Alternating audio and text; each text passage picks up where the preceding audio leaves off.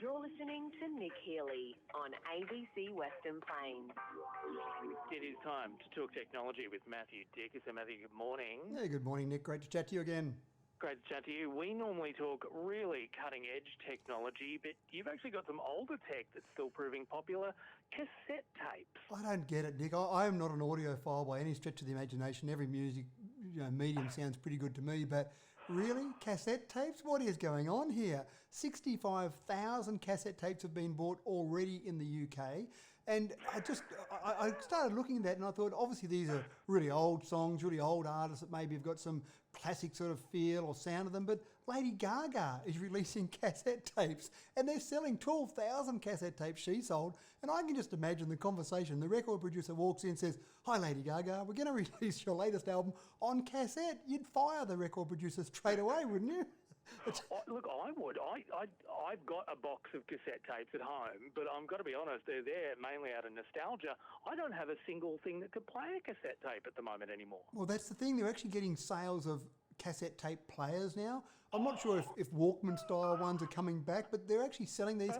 But the real shame of it is, Nick, I think most of the sales are happening more from a memorabilia, a nostalgia point of view. I don't know that a lot of these cassette tapes are being played, and I don't know that a lot of the cassette players are actually being used. So I think people like to put it in their library, their study, their lounge room, I'm not sure where, and have the cassettes and the cassette player and look pretty trendy and groovy, but I don't know they actually put them in and actually play anything on them. This is absolutely hilarious to me. Even the word cassette sounds really weird to say in 2020. And, I get that vinyl collectors are still around, but you pointed out that even an Aussie band is managing to sell cassette tapes. Unbelievable. And this is the thing, there are so many sales happening. I'm blown away by it. And again, from your perspective in the studio, you used to use the old tapes, but they were high quality tapes back in the old day in the studio. But I mean, you'd almost need to explain to some of your younger listeners, Nick, what a cassette is. I mean, the thing I used to find frustrating about a cassette is, on this album, my favourite song is the song number 4. Oh, how do I get to that? Fast forward, hold the play button down and the fast forward at the same time and hear the squeaky noise and I think that's it there. And yeah, but no, look, 5 Seconds of Summer have sold cassette versions of their album Calm as well, which again is incredible. It's happening in Australia, it's happening in the UK, it's happening around the world. I think everything that's old is new again. All right, and look, it just goes to show you can't put a price on nostalgia.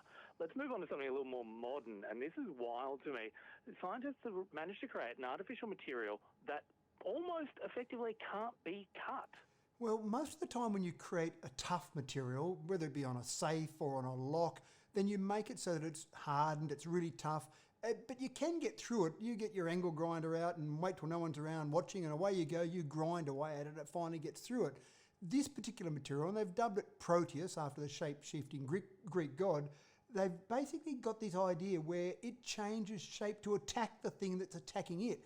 So it's made of ceramic, and when you break it down, those ceramic shards become smaller, and effectively you hit it with your angle grinder wears out before the material because it's like a reverse sandpaper, if you like, that attacks it back. So what I really love about this story is that I would have thought that we've gone a fair way in material development. We've got carbon fibre and aluminium and duralium and all sorts of different materials. You think, we've pretty much done that, let's go and develop something else. But there are still people working on things where we think we've done enough development and they're still coming up with new ideas, innovative ideas, and this example here is just brilliant. What do they think some of the applications could be? Well, they did talk about it as a bike lock. Now, I've got an expensive bike, but I think we can probably come up with something a bit better than a bike lock. I think it will be things that are, like a safe, to me, is a pretty obvious application of it. I don't think it'll be used in things that are moving. So, for example, a vehicle, for example, it's too heavy to be used. It hasn't got the same strength to weight ratio that, say, for example, a carbon fibre might have. So I think they'll be using it in more things that are stationary, but safe, things that you don't want people breaking into, just apart from my bike, I think are probably the most obvious ones. Yeah, look, obviously that's a very expensive bike if you need the world's toughest material to actually hold on to it. That's Let's right. talk about, I love this, I've been chatting a little bit about this earlier, robots that can give you a massage at home. We've already had Mary in Mudgee text in say, can I order one right now, please? Well, I'm a bit concerned, Nick. Would you trust a robot to give you a massage? I mean, it's got to it's got to first of all scan your body to make sure that your body shape being different to someone else's, it doesn't press too hard on one spot and press your shoulder through the floor or something. And so after it scans, it then uses some sensors to make sure it isn't putting too much pressure in any place. I love the idea that I'm not feeling like I'm owing someone something if I have to go and get a massage and then I owe them a favour. I can just turn the robot on any time and do it. But I'd want to see the production version first. I'm not sure that I want to be an experimenter with maybe the pre-production, the prototype version. I'm just not sure that I'd fully trust it to give me a massage with the right pressure all over.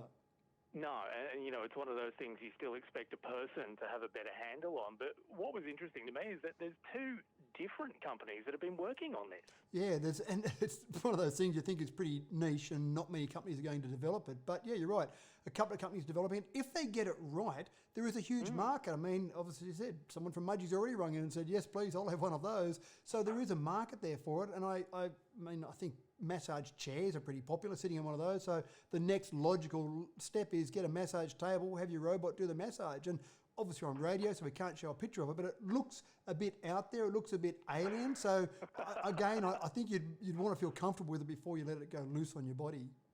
I wonder if the next iteration of this is actually telepresence instead. So rather than an AI doing it, it's a telepresence actual masseuse using that same technology.